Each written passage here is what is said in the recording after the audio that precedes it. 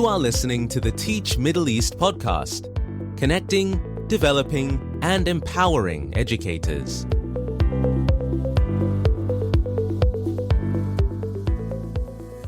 Hey everyone, Lisa Grace here, welcoming you back to the Teach Middle East podcast.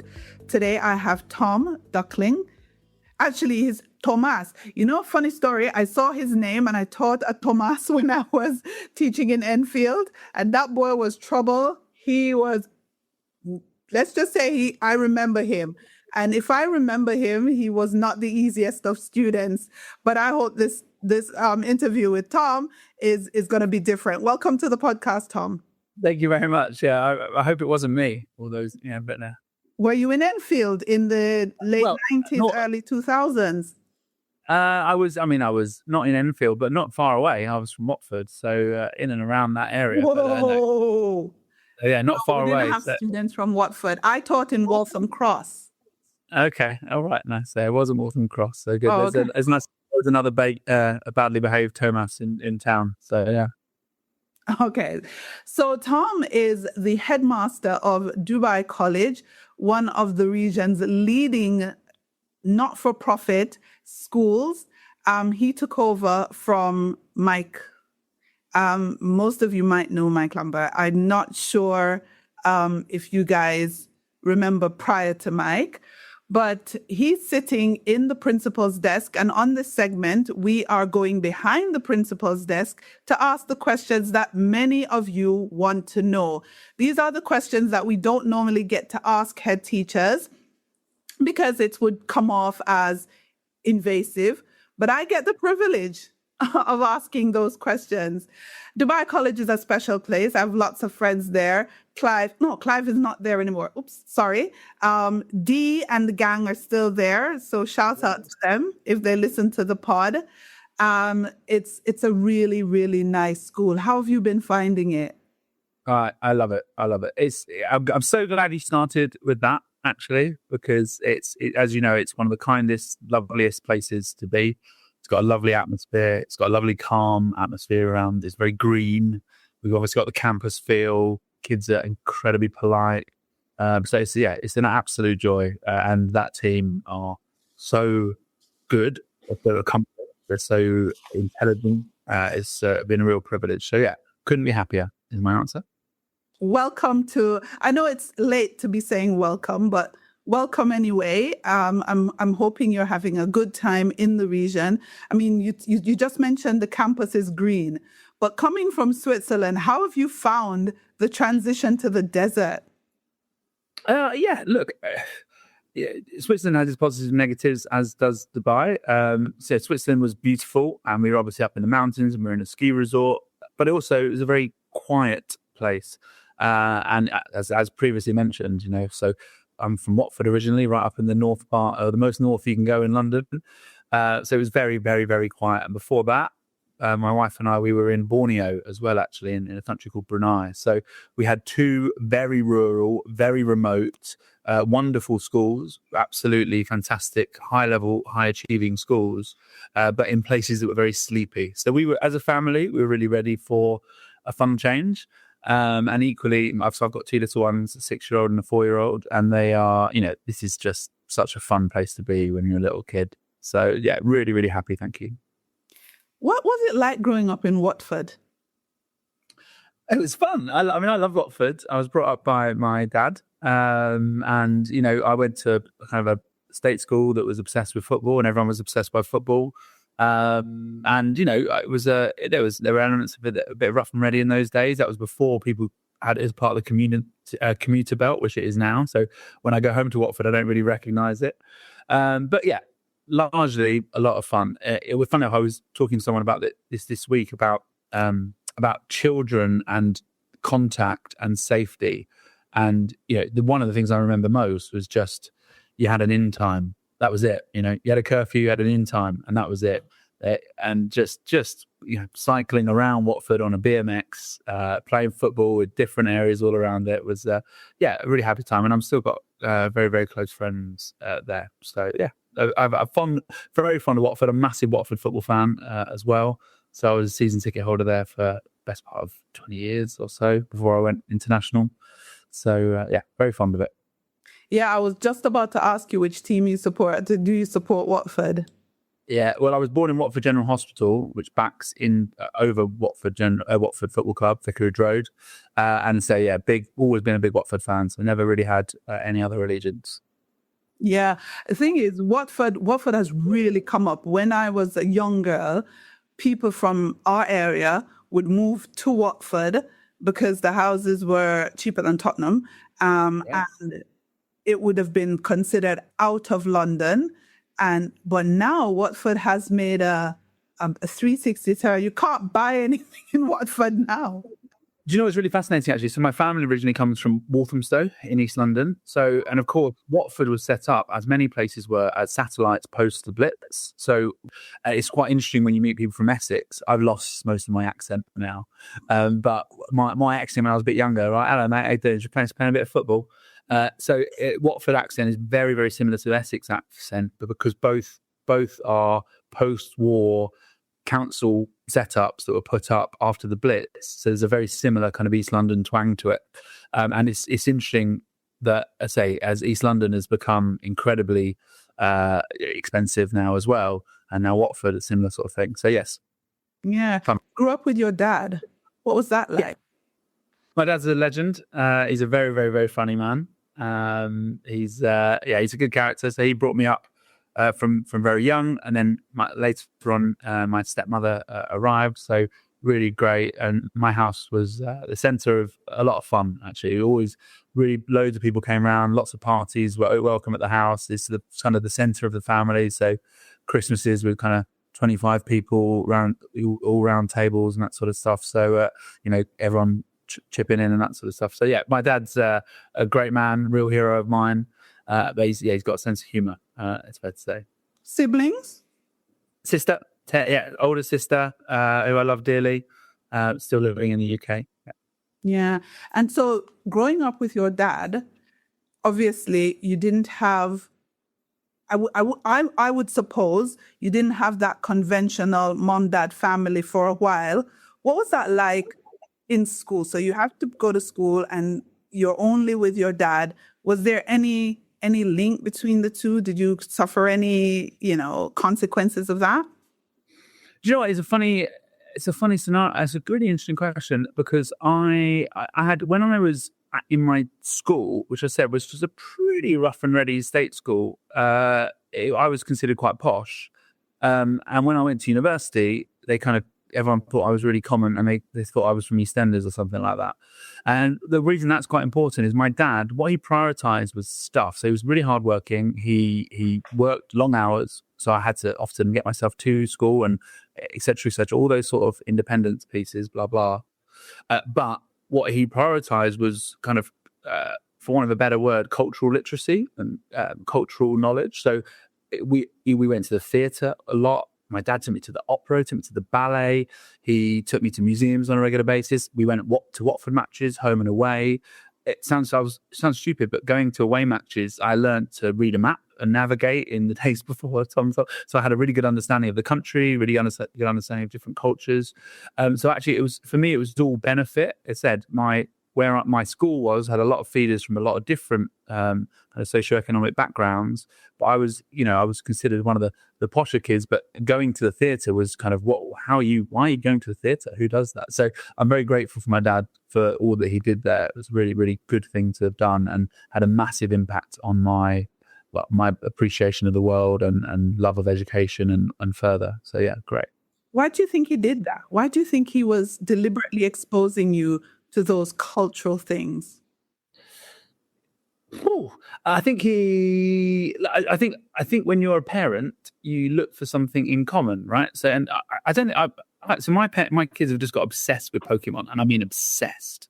So we now watch Pokemon, we draw Pokemon. They've got the figures, they've got the trading cards, and as a dad, I've always found play difficult when they're younger.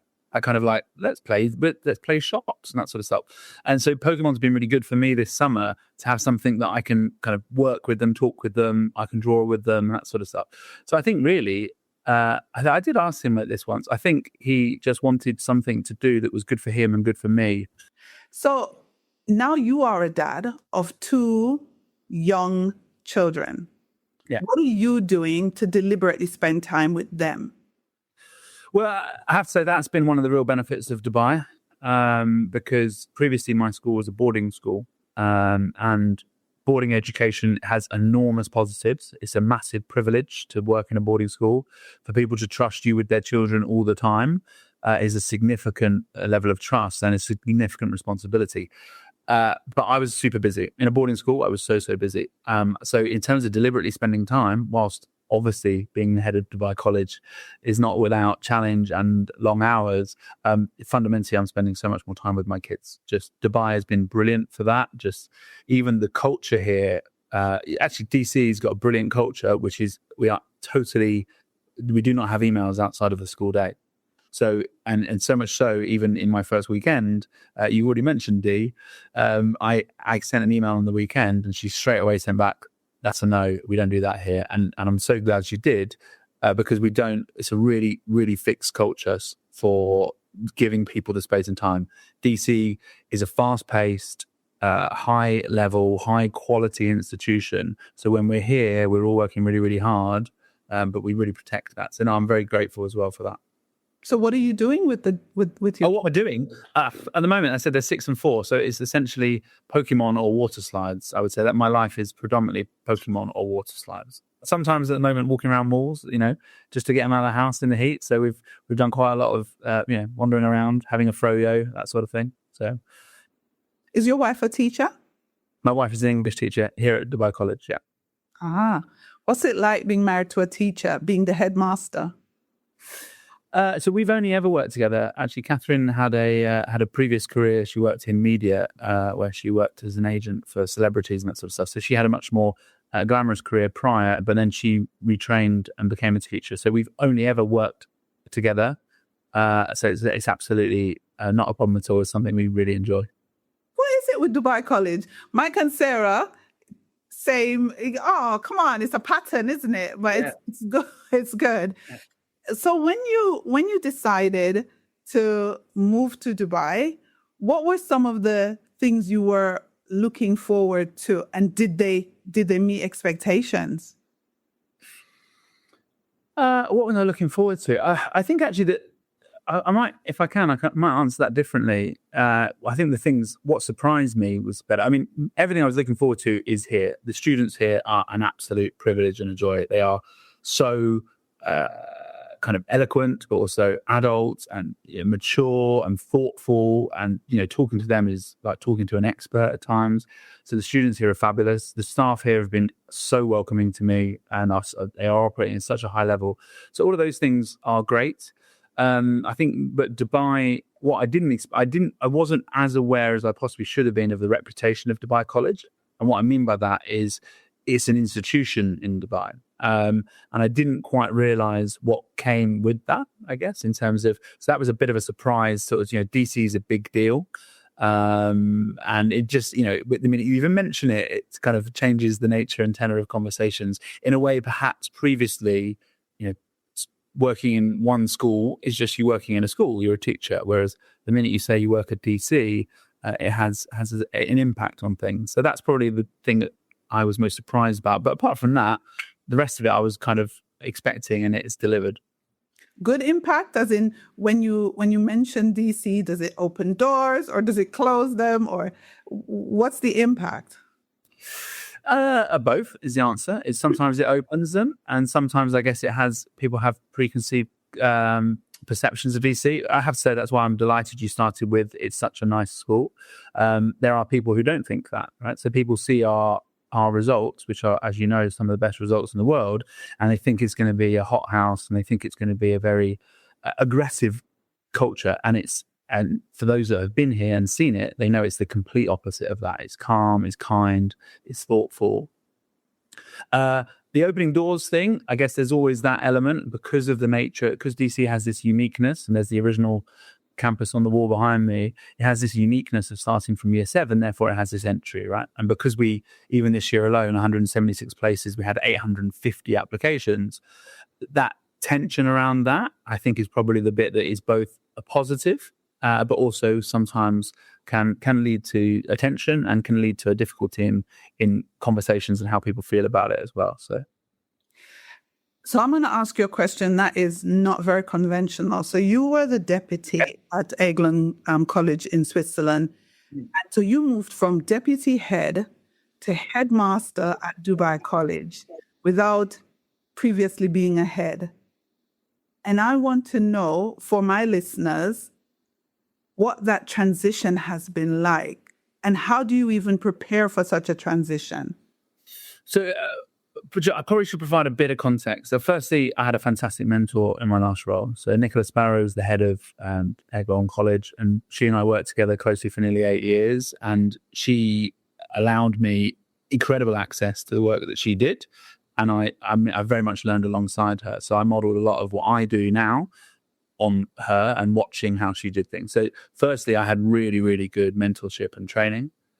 Secondly, I would say that, again, a boarding model is slightly different. So because Eglan is quite a prestigious school, obviously it's quite famously a very expensive school. It has a large alumni network. So Nicola would travel quite a bit. So she'd travel for periods of time. So there were also stretches of time whereby I would be essentially running elements or large elements of the day-to-day of the school. So, as it was, I line managed the academic side, I line managed the operational side, and I line managed the boarding side as well.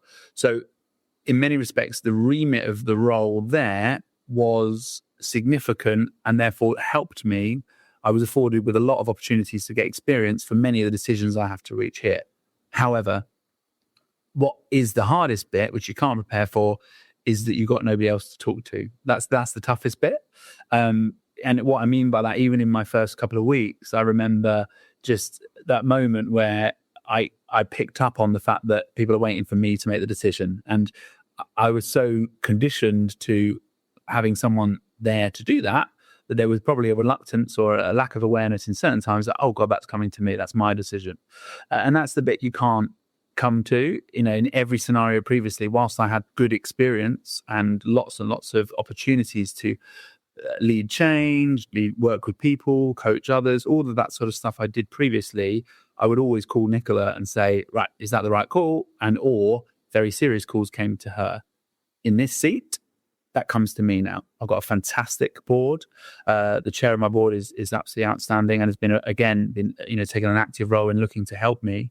But ultimately, it's my head and it's my responsibility. So that's the toughest bit. But you just need to listen well, I think. Yeah. Preparing the next set of leaders, how do you plan to do that? So I'm quite a big believer in this. I'm very different, and it has been commented on. I've got quite a different leadership style in this. I really do believe in, and I've done my MBA. Funnily enough, I did my MBA through UCL with Mike Lambert, right? And that's he and I met many years ago. And the two words I use from those leadership manuals and that sort of stuff were trusted autonomy and distributed leadership. And I actually started here with the staff and talked about those two forms of leadership and why they're important to me. So I do a lot of stuff on trust. I've got an amazing top team here. And actually sometimes I come back to that thing. Dylan William said, if you're a senior leader and you want to lead change in a school, get out of the room. And it's not evasive or delegation or trying to avoid work, I assure you. But I've actually spent quite a lot of my time here getting out of the room, trusting people to do that.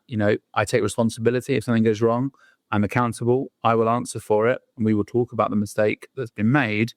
And I take responsibility for that. But ultimately giving people the space and support to make those decisions. That's how I develop leaders. I am a big believer that whilst of course you can do courses and whilst of course you can read leadership books and whilst of course you can reflect, I'm a big believer in that you learn by practice in leadership, and you've got to sometimes make those mistakes and then be reflective enough to grow from them as well. So this is my last question about your school, because then I want to talk about you. But I often say taking over an outstanding school is harder than taking over a school that requires improvement, because you can see what you can do from day one. First of all, do you agree with that or not? Possibly, yes. Then my second follow-up question to that is, How do you plan to move DC forward, having taken over such a reputable institution that's already outstanding in many ways? Yeah, I think the first thing I would say is what you judge outstanding and what you're trying to do. So, the fundamental point there is that education is moving around us, as is society. All right. So education needs to be flexible and adaptive, as do the young people that we are helping to shape. So there's lots and lots of conversations to be had about the future of education. In terms of the outstanding piece, I'm a kind of strange mix of very, very pro innovation and making dynamic moves forward, but also traditional, right? I think there's a lot of benefits to long-term, proven evidence, traditional learning. I think knowledge is very important. I think academic rigor is very important. So there's a maintenance piece there as well. I guess the bit I would say as a slight aside is I haven't felt there's not work here to be done. And that's because as well, PC has had lots and lots of systems and structures that are a product of its length of time and its tenure. And I've got experience of working in two very high achieving international schools within different sectors. So there has been quite a few areas I would say that I've been able to come in and say, look, there's an area to look at this. In addition, one of my big drives, again, Dylan Williams' work with Hattie and Hamilton on de-implementation. So I talked a lot about staff, about de-implementation, because as is a product of most schools, we see, especially as a busy place, we've got systems on top of systems. We've got structures that possibly could be more efficient. And as well as that, we have the best part of 1,300 very high achieving people in one place. So one of the big things we're actually looking at is how can we make things more sustainable, de-implement to allow learning to be the main focus. So I don't feel there's not work to be done. But there's also, I think the bigger point I would say to you is not that maintenance of outstanding. It's about protection of the culture and the community.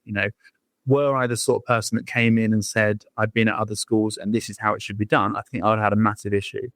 I came into BC and I said, I want to learn about this school. I love the story of this school. I love that picture that I put up behind my desk. I love the fact, our story of our origin, we're going into our 48th year, which makes us one of the oldest schools in the Middle East. And particularly there, of course, there's this pioneering story of our founder, Tim Charlton, who drove from London to set up the school drove here all the way with a Land Rover. And we're looking at how we can celebrate that. So I'm originally a history and politics teacher, so I'm big into traditions and I'm big into celebrating that. And when I came in, I met every member of staff individually and I just listened. So I hope that if you were to speak to DC members of staff, we recently celebrated our long tenure. We had 77 members of staff that have been here for over 10 years, including 2 members of staff that have been with us for over 40 years, which you realize is an enormous portion of the school. Yeah, it's not the 3 members of staff that have been in this school before I was born. I think we must be onto some sort of record in terms of the amount of years worked in proportion to the amount of years of the school. So it's an astonishing kind of proportion. And so therefore there's such deep love, such deep commitment here. And it's been my role to celebrate that and protect that. And that in of itself is a job. Yeah, that's brilliant. I mean, like I said, I know DC, not know it. I don't work there, but I'm familiar with it from, staff members who I have there who are good colleagues and friends of mine. And it really is said on the street that it's a good place to work. So hopefully that will continue under your tenure. All right. Am I allowed to say your age on the podcast, Tom? You can say my age, yeah. Okay, I'm good. 30, so you're 30 what? 8. 9. Oh, you're 39. 9. You turned. I had it as 38. Okay, you're 39 now. I'm in August. I was one of the youngest in my school year, so I'm just past it. But okay, so you're a 39-year-old dad and husband. So outside of your role as headmaster, you've got to have things you do, interests, things that people would never even imagine that you get up to. So let's start off easy. What are you humming in the shower? Yeah, so my music taste is super, super eclectic, right? So I'm on one hand, I'm very into vinyl. So I've got a load of vinyl of kind of anything from Bob Dylan, Bruce Springsteen, all that sort of stuff.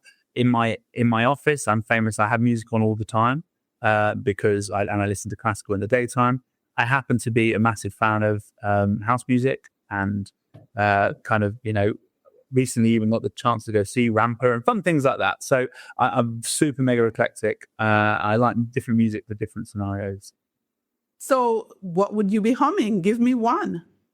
What's my go-to? I have actually got some earworms. I'm trying to think of what my earworms are because I sometimes get criticized for them.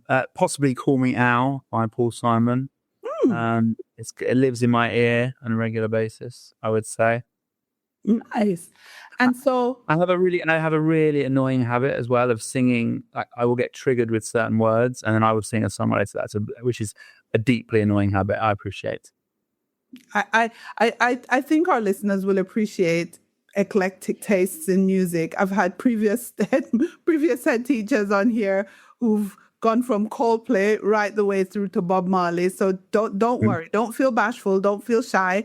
Relax. Feel comfortable. We're a friendly bunch around here at Teach Middle East and our listeners of the podcast.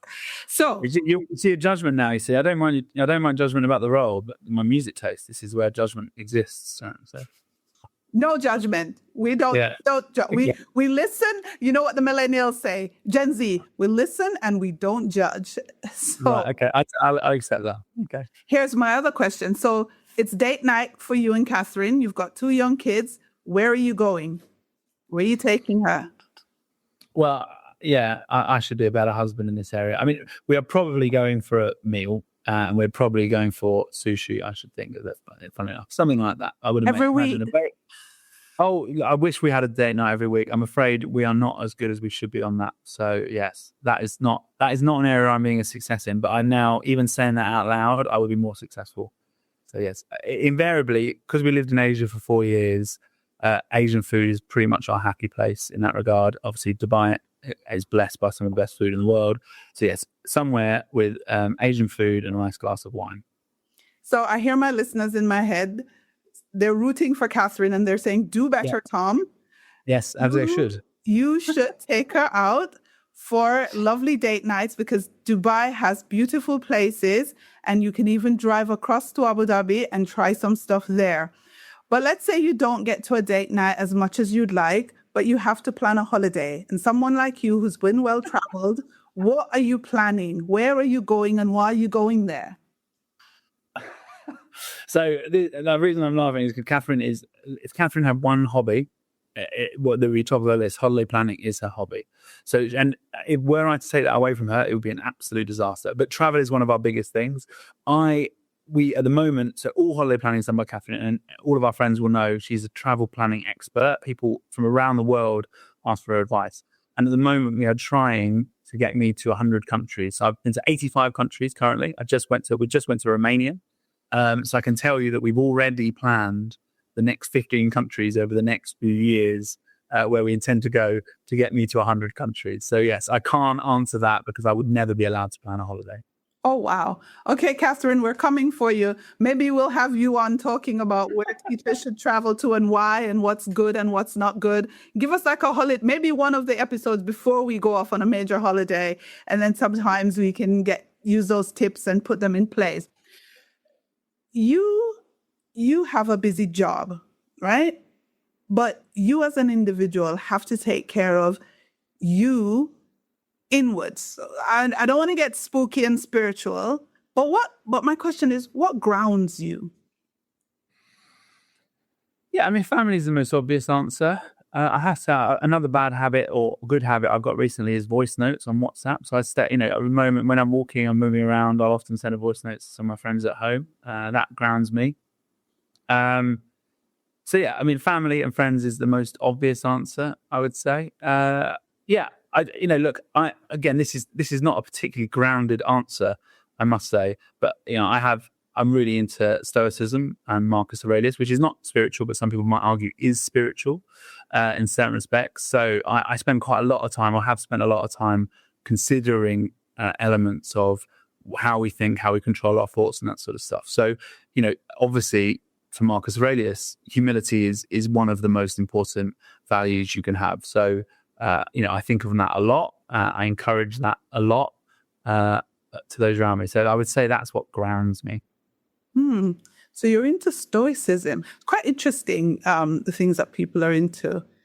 What does humility mean to you? Yeah, I think I use the quote, work in silence, let your success be your noise. I think that people who are full of purpose and full of direction and are comfortable and are competent and confident are aware of their place among things. They don't need to shout about them. So, humility for me is not trying to vie for your own place or send out a message around where you need to be. It's just being in control, being purposeful, and allowing others to make judgments on you in that regard. So, I that's probably why humility, certainly very important to Marcus Aurelius, but humility is an important value in Stoicism, full stop.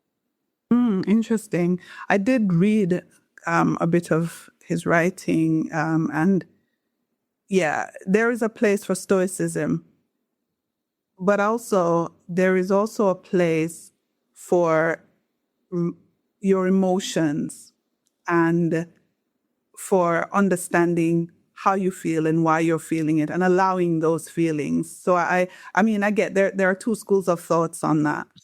So sometimes it can be a misperception of Stoicism, because Marcus Aurelius talks a lot about happiness and being happy and being emotional. It's less about being emotions, it's about checking your emotions. Stoicism is one of the foundational practices that are part of CBT, where you people to actually have therapy.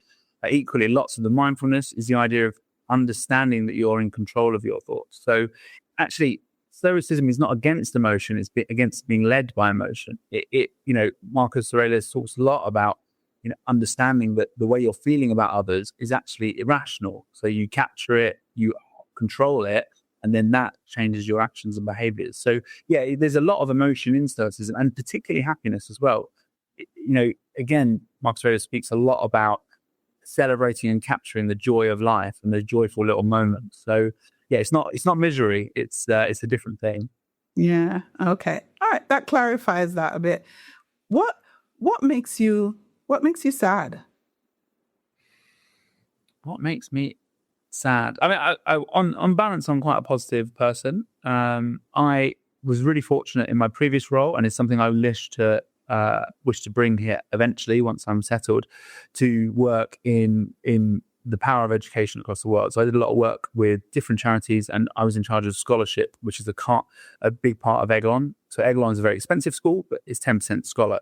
So I was fortunate enough to go to Palestine. I was fortunate enough to set up work with the Navajo Indian tribes in New Mexico. And essentially, what I saw in those schools made me sad, but then equally, I believe in the power of education to level that playing field to an extent. So what makes you sad? Inequality, I guess, for want of a better word. I mean, that sounds like a kind of very wishy-washy answer, but people who don't get the same opportunities as others, I guess, would probably make me sad. Yeah, no, don't judge your answers. I want your answers to be your answers. They're the answers that coming from you. What comes out first is normally what's right.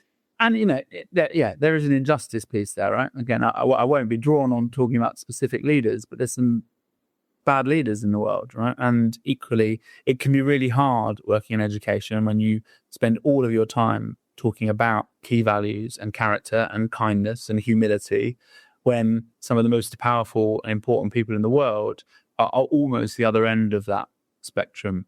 So, and that's really hard. It's really hard. I mean, I'm sure it's been referenced numerous times, right? With the impact of that adolescence Netflix documentary. It's hard being a father of a young boy and seeing young men. And when you see the role models that there are in the world to an extent, that makes me pretty sad. Yeah. And then I know, apart from family, what makes you happy? Yeah, I mean, what do I like to do, I guess? I mean, skiing makes me very happy. And that is a sad thing about leaving Switzerland. Obviously, I skied a lot there, and I have been to Ski Dubai, and it's very fun. But it's not quite the same doing that. But beyond that, sports in all forms. Obviously, as you get older, your knees start to give up a little bit. But football, basketball, all those sort of things. I've just dealt with an email I've agreed, which I will probably regret, to play in the teacher versus student basketball match here at Dubai College, which is one of the biggest events of the year. So yeah, that's going to be fun. Yeah, I think when it comes to happiness, it could be the simple things like a good sushi meal or playing a game of basketball or anything like that. You know, people often think it has to be a big thing. It could be the smallest of things.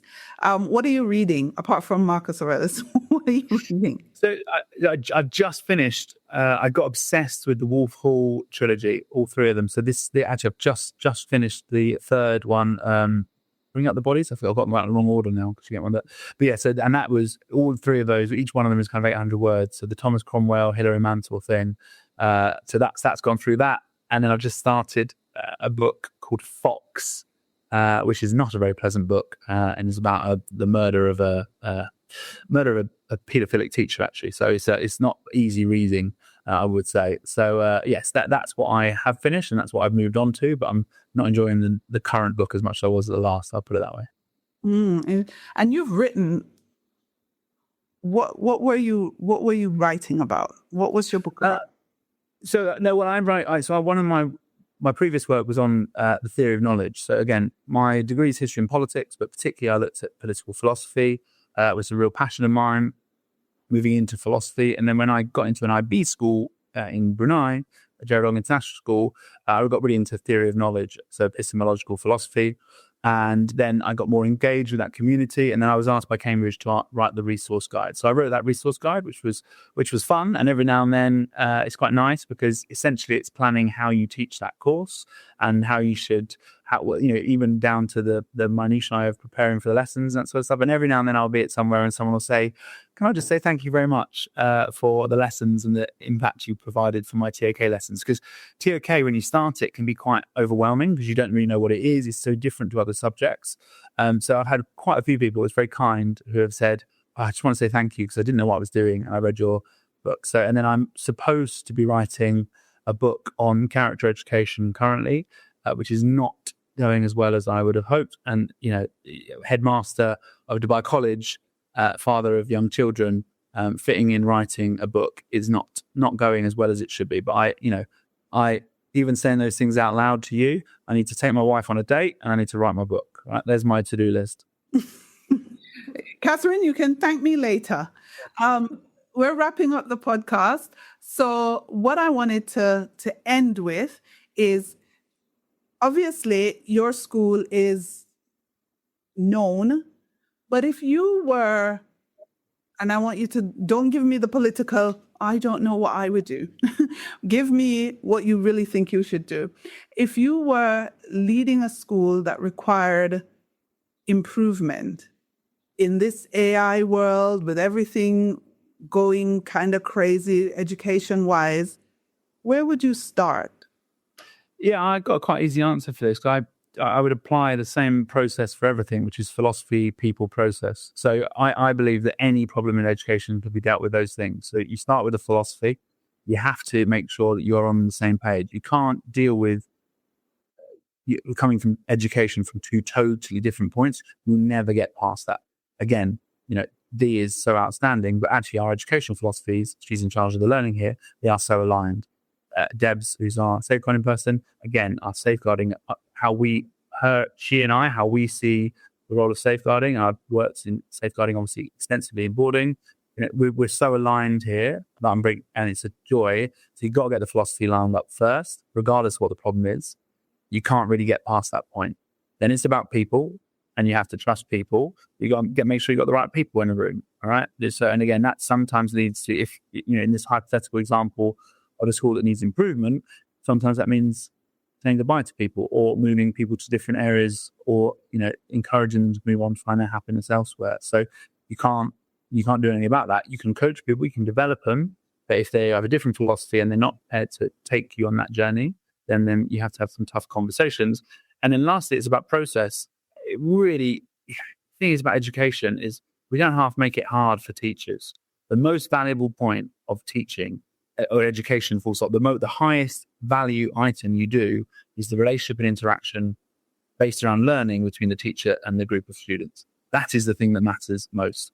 And we, as educators and as schools, find so many ways to get in the way of that.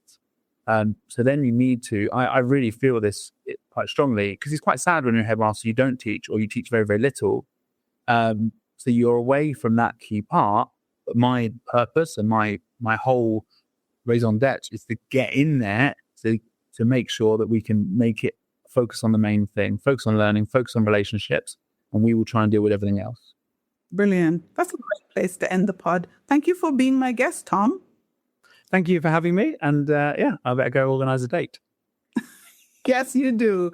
I think you have an assignment for this long weekend. This podcast, listeners, is being recorded on the Friday of the long weekend, the Prophet's birthday, and Thomas is in his office. So that's a very telltale sign that he needs to get out of his office and go take Hafren out.